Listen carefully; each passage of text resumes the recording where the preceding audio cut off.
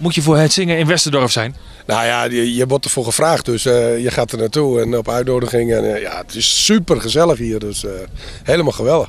Wat maakt het zo gezellig? Ja, al die Nederlandse fans en 's avonds in de cafés en in de feesten. Het is gewoon één groot spektakel.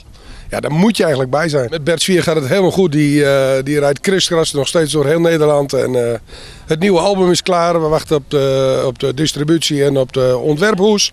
En dat gaat super. De nieuwe clip van Voorbij. Het album is klaar. Die is bijna klaar. Dat heb ik gezegd. We wachten op de distributie. En het hoesontwerp die zal tweede week april de deur uitgaan. Dat gaat geweldig. Hoe gaat het heten? Samen met jou. Ja, dan is meteen de vraag, met wie ben je dan hier in Westendorf? Ik ben hier niet met mijn vrouw. Dat is helemaal geweldig. Ik heb een chauffeur meegenomen. Mijn vrouw wou niet mee. En het album, hoeveel nummers kent dat? 14 nummers. 14 nieuwe nummertjes komen erop.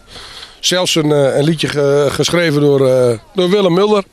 En het wordt helemaal geweldig. De meeste nummers die zijn geschreven door de ex-producer van Thomas Bergen, Jeroen Dirksen. Ja, en we hebben een oude cover van Lucas en Gea, geschreven door Willem Mulder. Die hebben we ook opgepakt en die staat er ook op. De rest zijn allemaal nieuwe nummers. Ik ben tegenwoordig meer zanger als visboer, maar ja, we hebben een heel goed team. Ook omtrent de viszaak en dat gaat allemaal door. En ik probeer natuurlijk zoveel mogelijk ook voor promotie in de kraam nog te zijn. Maar dat gaat wel eens wat minder, ja.